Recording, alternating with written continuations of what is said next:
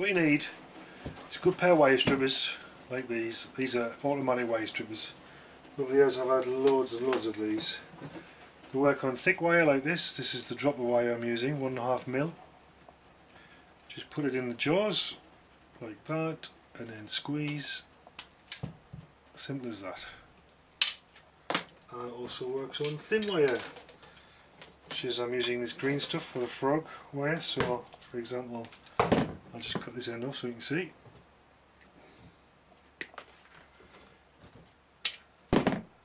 Okay, so there's the wire. Try and get a bit closer. Put it in the jaws.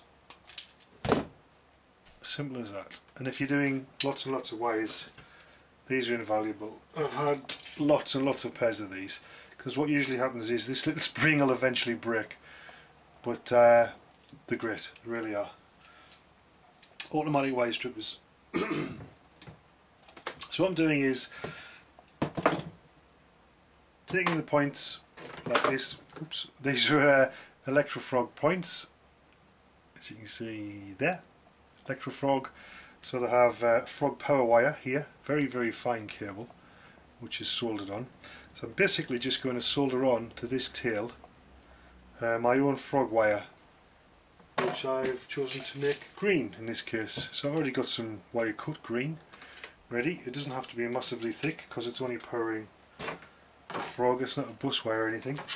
Now when you're soldering, what you should do,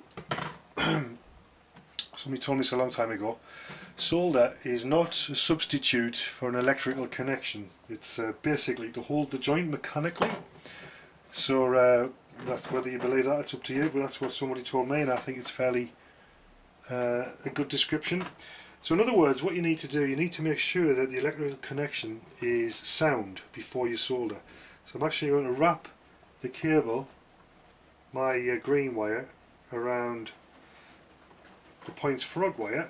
It doesn't have to be too neat, okay, just so it's touching as much as possible.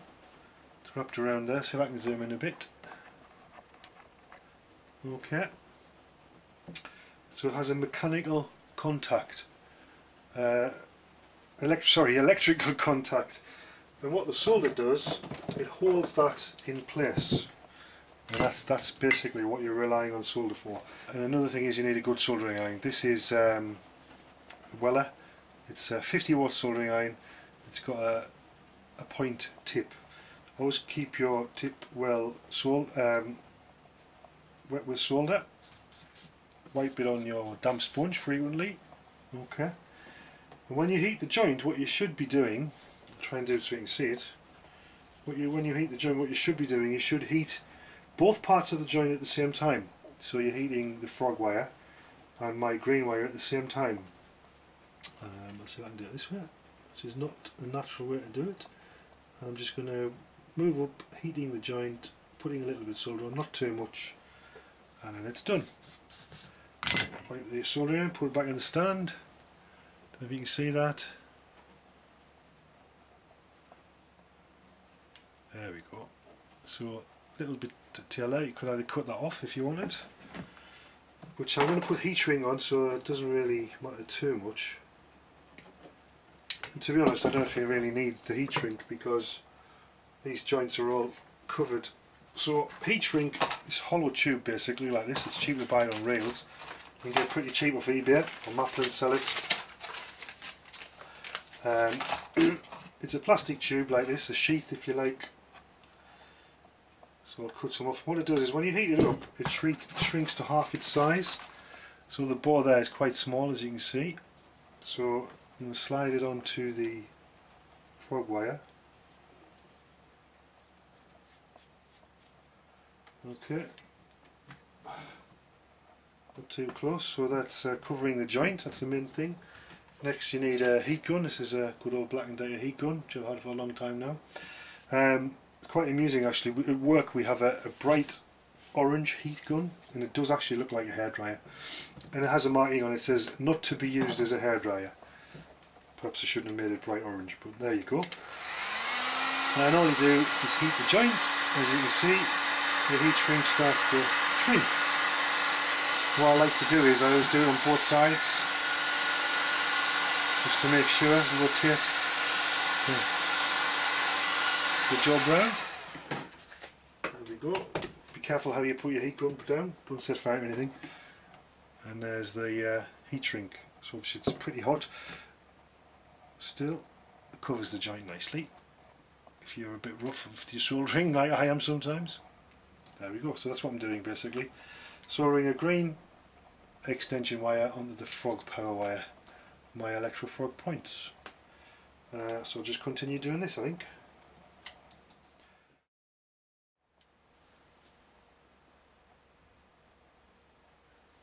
Right, something I've noticed, which I don't know whether it's unique to this particular point, but on the Pico asymmetric three-way, this one, it already has the frog wires covered in this insulated sleeving, and also very long, so you don't really need to add to anything. I don't know why they've done that. I don't know whether this is going to be a new thing with all their points, but I basically bought all the points at the same time, and the three-way is the only one that came with this white sleeving on. It's the same thin wire, but it has this white sleeving on, which is great, and it's also very long, so it should reach the point motor switch no problem without soldering an extension. So I'm going to leave that one and see how we get on. I'll let you know if it doesn't work. But what I'm going to do now is start to lay some track. I've already put some down. This bit here, if I'll just zoom out a bit. So this bit here is already pinned down. As you can see here, I've got strips of cork. I did this all at once, cutting it. I think there must be about 60 strips altogether. It's all over the floor. So I put the cork down like this, put the track on top, and as you can see, I'm using Sundealer here. Now, I'm not actually gluing either the cork down or the track. I'm relying on pins. If I just lean over,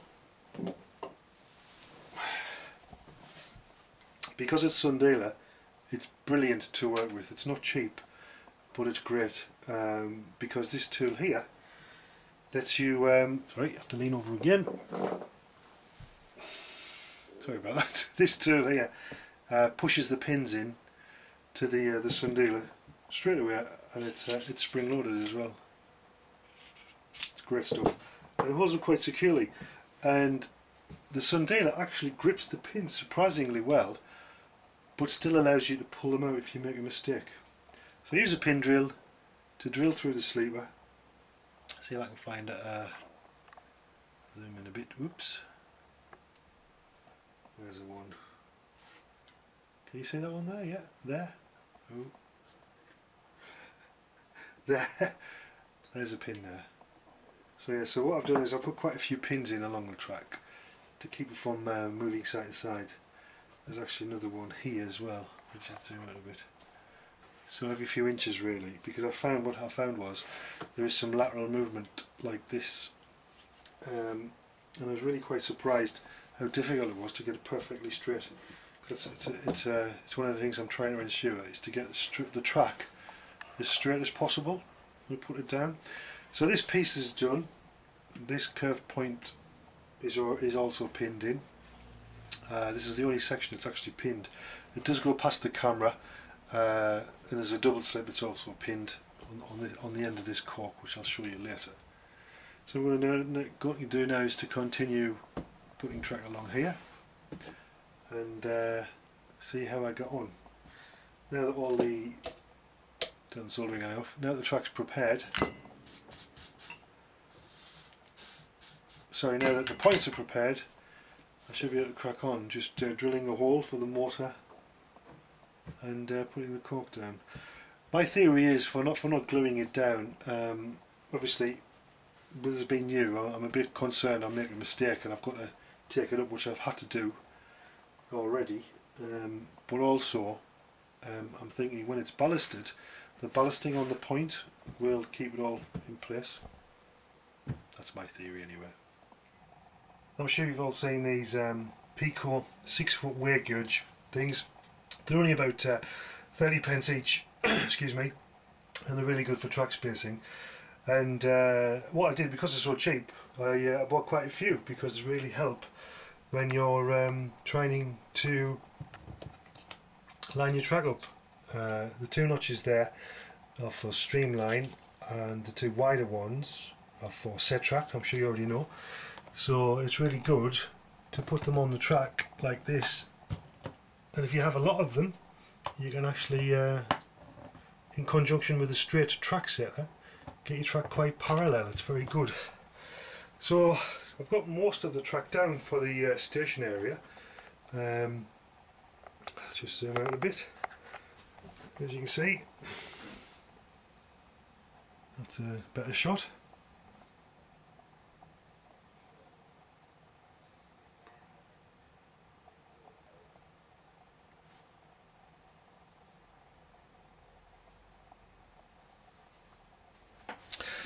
So I've been trying out a few wagons on the track to make sure it runs okay. Nothing's run yet because nothing's wired up.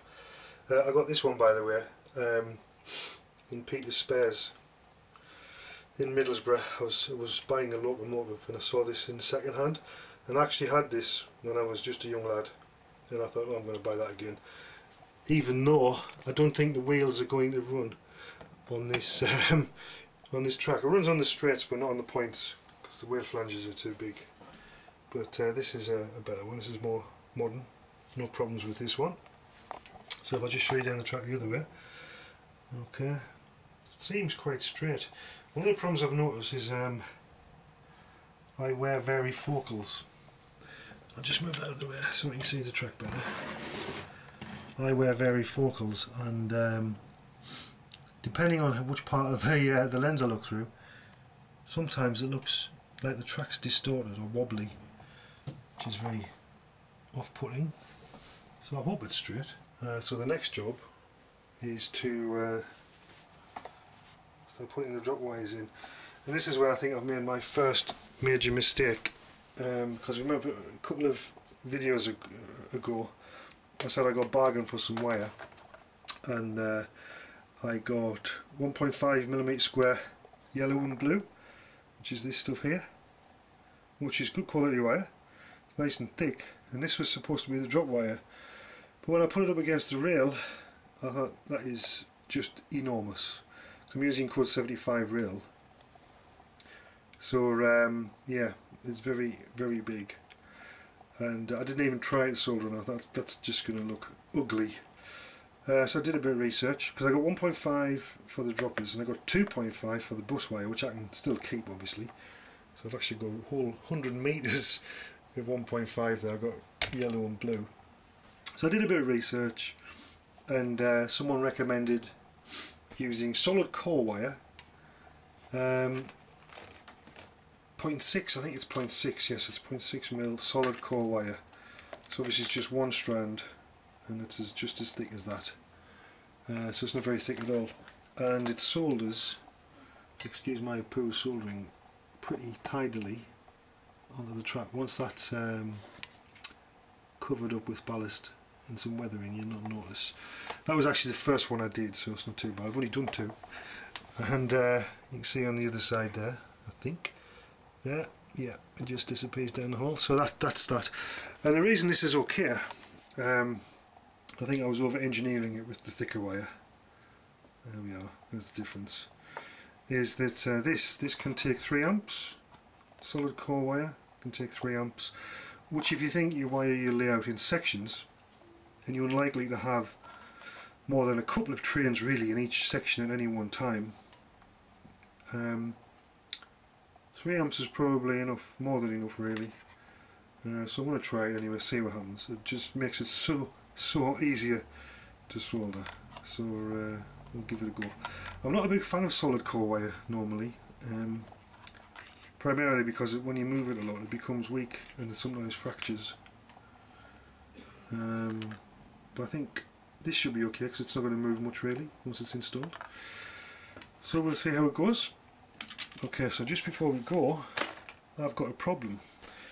The sundealer here, as you can see the boards, I've used sundealer all the way along.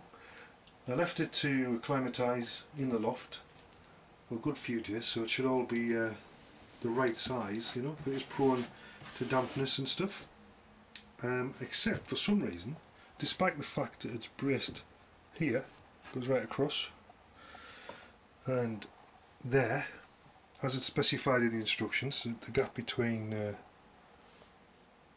this one and this one is, I think it's 400mm, which is what it says in the laying guide and the Sundealer list. There is actually a dip. I don't know if you can see that. This bit here, this section, this whole section across here dips, as in, and I don't understand why. If I get a truck, hold on a second.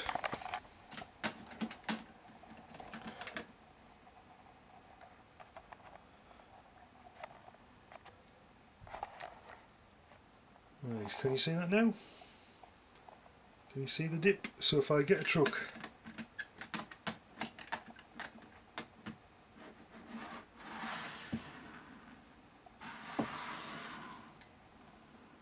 so then it rolls back. So I'm not quite sure if that's going to be a problem, if I need to fix that. It's very annoying. So it always comes to rest here, and that goes right across. You can probably see it there. So I don't know if it's really coming out on the screen as much as it is in real life, but it's on all of this section here. Yeah, I don't know if it will actually be a problem.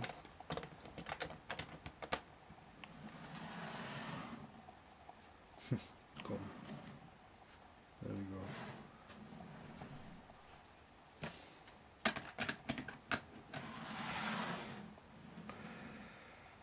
So, I may have to put some bracing underneath here, I think.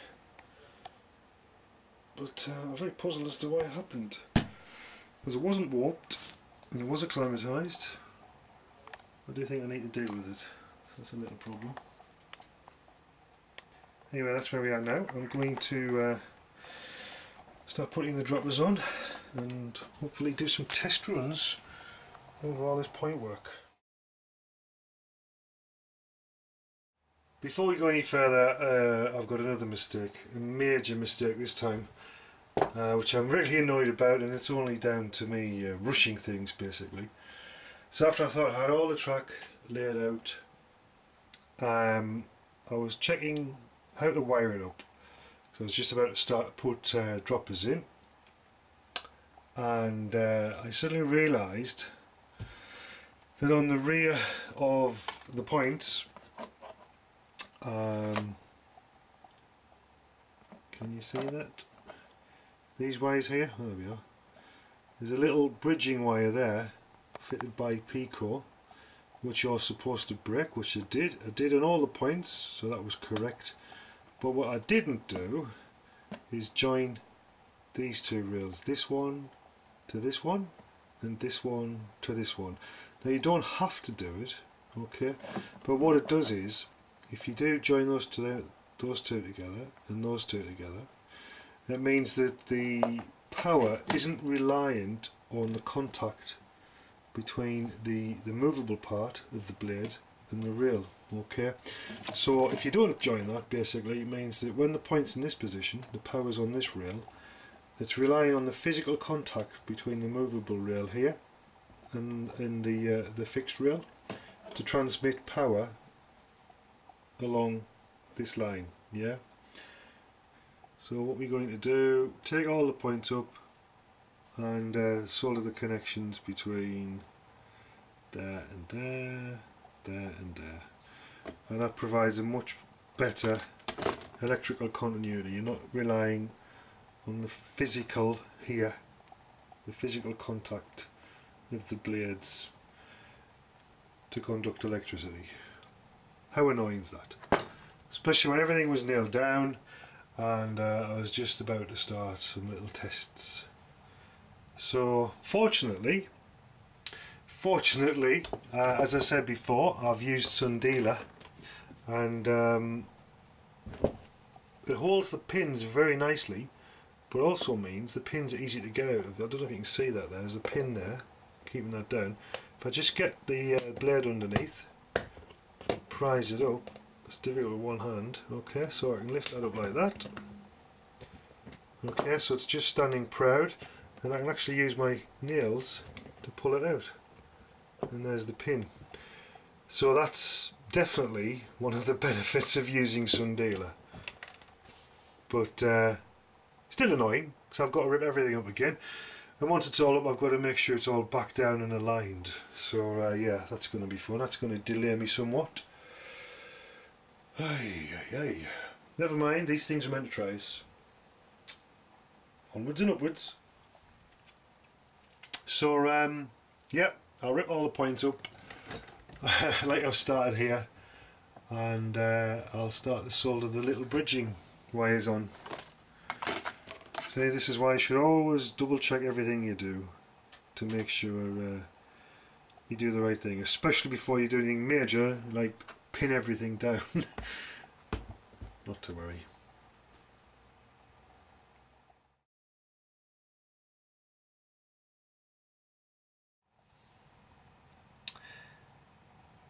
Okay, that's what I've had to do, is put these little bits of wire on, little jumpers if you like. So you cut them, which I did, as I said, put all the track down, and then I forgot to do these, which aren't essential. And it's a bit depressing because this is what it looks like now. I've fixed all the points, but unfortunately I've had to take up so much track. It's quite depressing. So yes, I'm going to have to pin all this back down, get it all lined up again. But you know, you live and learn.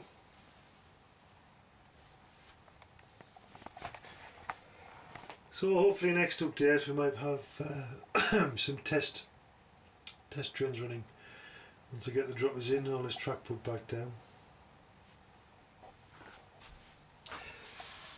Right, thanks for watching. Until the next time, many thanks for subscribing as well.